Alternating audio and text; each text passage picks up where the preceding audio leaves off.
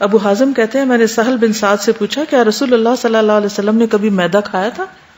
تو سہل نے جواب دیا جب اللہ تعالیٰ نے نبی صلی اللہ علیہ وسلم کو نبی بنایا، یعنی جب سے آپ کو نبوت ملی، اس وقت سے وفات تک رسول اللہ صلی اللہ علیہ وسلم نے میدا دیکھا بھی نہیں. اتنا پرہیز کیا اس سے. نبوت سے وفات تک میدا دیکھا بھی نہیں. میں نے پوچھا کیا رسول اللہ صلی اللہ علیہ وسلم کے زمانے میں آپ کے پاس چھلنیاں تھیں؟ کہا کہ جب اللہ تعالیٰ نے آپ کو نبی بنایا اس وقت سے آپ کی وفات تک رسول اللہ صلی اللہ علیہ وسلم نے چھلنی دیکھی بھی نہیں. میں نے پوچھا آپ لوگ پھر بغیر چھنا ہوا جو کس طرح کھاتے تھے؟ بتایا ہم اسے پیس لیتے، پھر اسے پھونک دیتے، جو اڑنا ہوتا اڑ جاتا، جو رہنا ہوتا رہ جاتا، پھر اسے گوندھ لیتے اور پکا کر کھا لیتے. انس فرماتے ہیں کہ نبی صلی اللہ علیہ وسلم نے کبھی میدے کی باریک روٹی نہیں کھائی. گندم کی طرح جو کو بھی پسوا کر آٹا بنا لیا جاتا اور اس سے روٹی بنائی جاتی. ابن عباس کہتے ہیں کہ نبی صلی اللہ علیہ وسلم کئی راتیں مسلسل اسی طرح خالی پیٹ گزار دیتے کہ اہل خانہ کو رات کا کھانا نہیں ملتا تھا، اور اکثر انہیں کھانے کے لیے جو کی روٹی ملتی تھی، گندم کی نہیں، اور میدا تو بہت دور کی بات. ابو امامہ کہتے ہیں کہ رسول اللہ صلی اللہ علیہ وسلم کے گھر میں کبھی جو کی روٹی بھی بچی نہ رہتی تھی، یعنی اتنی نہیں ہوتی تھی کہ بچ جائیں.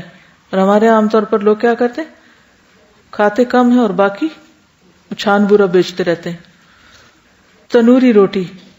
ام ہشام بنت حارثہ کہتی ہے کہ ہمارا تنور اور رسول اللہ صلی اللہ علیہ وسلم کا تنور 2 سال یا 1 سال یا اس کا کچھ حصہ تک ایک ہی تھا، یعنی ہم ایک ہی تنور میں روٹی لگاتے تھے.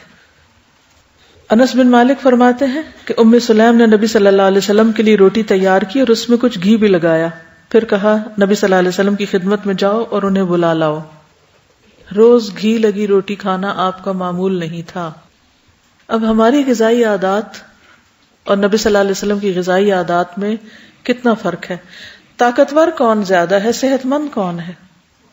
وہ تھے یا ہم ہیں؟ یس. آپ کا کیا خیال ہے جس ملک میں ہم رہتے ہیں ہر گھر میں پراٹھے پکتے ہیں؟ پکا سکتے ہیں؟ افورڈ کر سکتے ہیں؟ مثلا ایک مزدور کی جو سرکاری سطح پر آمدنی ہے وہ کیا ہے 8,000، کہ اس سے کم ویجز نہیں دیے جائیں گے. سب کو 8 بھی نہیں ملتی. ایک گھر کا مرد اگر 8,000 یا 10,000 کما کے لاتا ہے، ان کے لیے تو آٹا پورا کرنا بھی مشکل ہے. وہ مکان کا کرایہ دے گا، وہ بجلی کا بل دے گا، وہ گیس کا بل دے گا، وہ کیا پکائے گا اور کیا نہیں پکائے گا. اگر 2-3 بچے بھی ہوں تو وہ کس طرح جیے گا. اگر کسی ایسے گھر میں شادی ہو گئی یا خدا نخواستہ حالات اس طرز پر آ گئے تو پھر ہم نخرے کے ساتھ روٹی چھوڑ دیں گے اور کہیں گے کہ کچھ نہیں ہمارے پاس کھانے کو. مجھے اچھی طرح یاد ہے بہت پہلے جب میں یونیورسٹی میں کام کرتی تھی تو وہاں پر ایک سویپرس تھی، وہ مسلمان ہوگی، میں اس سے بات چیت کرتی رہتی تھی تو خیر الحمدللہ مسلمان ہو گئی. تو پھر میں اسے کبھی کبھی گھر بلاتی تھی، اس سے باتیں کرتی تھی. تو مجھے بہت تجسس ہوتا تھا کہ یہ لوگ جن بستیوں میں رہتے ہیں وہاں پر فیسلٹیز بہت کم ہیں، کس طرح رہتے ہیں، کیا کھاتے ہیں، کیا پکاتے ہیں. تو میں اس سے اکثر پوچھتی ہے آج کیا پکایا، تم نے کیا کھایا. اور ویسے بھی ایک ایوریج مائنڈ کے ساتھ اگر آپ نے کنیکٹ کرنا ہے اور آپ نے اس کو اسلام کی دعوت دی، وہ مسلمان ہوگی، تو تھوڑا ایک تعلق رکھنا اور حالات جاننا بھی ضروری. تو اکثر بتاتی تھی کہ مرچیں دہی میں گھول لیتے ہیں، اگر دہی نہ ہو تو پانی میں گھول کے روٹی کے ساتھ لگا کے کھا لیتے ہیں. اور کبھی کہتے تھے آٹا بھی نہیں ہوتا تو صبر کر لیتے ہیں. تو ایک یہ ہے کہ ہم صرف لذتوں میں جئیں اور پھر حرام حلال کی پرواہ نہ کریں. آج آپ کسی دفتر میں چلے جائیں، رشوت کے بغیر کام نہیں ہوتا. یہ سب کا تجربہ ہے نا. چوری، دھوکہ اور فراڈ، یہ چیزیں عام ہیں. ان سب کی اگر ریزن دیکھی جائے تو کیا ہے، وجہ کیا ہے؟ لوگ کیوں رشوت لینے پہ مجبور ہیں؟ کیونکہ ان کے گھر میں ان کے بیوی بچے سوکھی روٹی نہیں کھا سکتے تو انہیں رشوت لے کے گھی والی روٹی کھلانی ہے. گھر والے پچھلے سال کا کپڑا اب نہیں پہن سکتے، انہیں نیا کپڑا بنانا ہے اور فیشن کے مطابق بنانا ہے، چاہے وہ ضرورت ہے یا نہیں. ایکسٹرا کپڑا لگانا ہے، وہ کہاں سے پورا کریں گے؟ غلط ذریعے سے آمدنی کمائی جائے گی تبھی نا، تبھی پوری ہو سکتی ہے نا. حلال سے تو نہیں پوری ہو سکتی سب چیزیں. پہلے لوگ کس طرح کام چلاتے تھے؟ جب سبزیوں کا موسم ہے اچار ڈال لیا، کچھ اور آگے پیچھے چیز کر لی، اگر ایسی جگہ رہتے ہیں گائے بکری رکھ سکتے ہیں وہ رکھ لی، اس کے دودھ سے کوئی ملائی نکال لی، کوئی مکھن نکال لیا، اور کچھ نہیں تو لسی.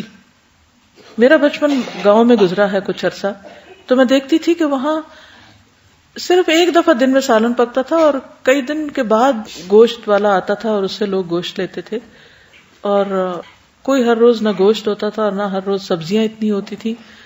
اور لوگوں کا کھانا کیا ہوتا تھا؟ تنور میں روٹی لگاتے تھے اور اگر تھوڑا بہت مکھن اوپر لگایا، ورنہ سادی لسی، نہ اس میں نمک نہ مرچ، کچھ بھی نہیں. روٹی توڑی اور اوپر سے تھوڑی سی لسی پی لی اور اسی طرح کھانا کھا لی، یا پھر تھوڑی سی دہی کے ساتھ روٹی لگائی کھا لی، اور سارا دن کھیتوں میں کام کرتے دکھائی دیتے تھے. ہیلدی، اسٹرانگ، نہ سردی کی پرواہ نہ گرمی کی پرواہ. آج 10 کھانے ہم لوگ کھا رہے ہیں اور ہر وقت بیمار ہیں. تو کیا دنیا میں کھانے کے لیے پیدا کیے گئے اور کھاتے ہی رہنا ہے؟ اور اگر کھانا نہیں ملے گا تو رونا دھونا ہی کرنا ہے اور سارے اعلیٰ مقاصد بھول جانے. کیا ہمیں جینے کے ڈھنگ نہیں سیکھنے؟ کیا ہمیں طریقے نہیں آنے چاہیے کہ اگر ہمارے گھر میں گھی نہیں ہے تو ہم کس طرح بچوں کو بھی بہلا سکتے ہیں، اور طریقہ کیا ہے کہ اس کم سے کم میں بھی کچھ پکا سکیں. اگر آپ کوئی بھی گھر چائنیز کو رینٹ پر دیں تو وہ اتنا سا بھی مٹی کا ایریا نہیں چھوڑیں گے، کچھ نہ کچھ اس میں اگا لیں گے. ہمارے نیبرہڈ میں ایک چائنیز تھے تو میں نے دیکھا کہ انہوں نے سارا لان ختم کیا اور اس سارے کے اوپر سبزیاں اگا لی. میں نے کہا ہے دیکھنے میں تو یہ بھی بڑی خوبصورت لگ رہی. تو کہتے ہیں کہ یہ لوگ رہتے ہی نہیں ہیں جب تک کہ ساتھ ساتھ اپنی فریش سبزیاں خود نہ اگا لیں. اور مجھے یاد ہے کہ بعض گھروں میں نے دیکھا کہ وہ گھڑا ٹوٹ جاتا ہے نا تو اس میں مٹی ڈال کے اس میں پودینہ، دھنیا اور چھوٹی چھوٹی چیزیں اگا لیتے ہیں، کیونکہ وہ ان کا کچن گارڈن ہوتا ہے. وہیں سے ہی کوئی دہی میں ملایا، کوئی کسی چیز میں ملایا اور گزارا کر لیا، کام چلا لیا، لیکن حرام لقمہ نہیں کھایا. جو گوشت حرام سے بنتا اس کے لیے کیا ہے؟ آگ ہے. اللہ تعالیٰ اس سوکھے میں بھی لذت ڈال دیتا ہے، لیکن جس کے منہ کو حرام لگ چکا ہو پھر اسے حلال میں لذت کہاں سے آئے گی؟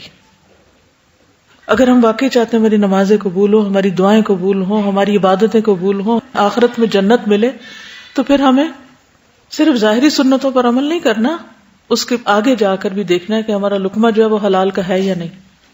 اور صرف لذت کے لیے کھانا تو کوئی کھانا نہیں.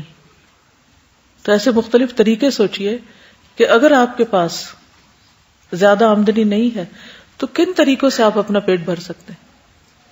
اگر آپ کے گارڈن میں دھنیا پودینہ لگا ہوا ہے تو تھوڑی سی نمک مرچ ڈال کے آپ اس سے بہترین چٹنی بنا سکتے ہیں اور مزے سے کھانا کھا سکتے ہیں. اسی طرح بچوں کو آپ نے عادی کر دیا ہے میدا کھانے کا، تو اس کے آلٹرنیٹ کے طور پر آپ آٹے سے بھی بہت سی چیزیں بنا سکتے ہیں.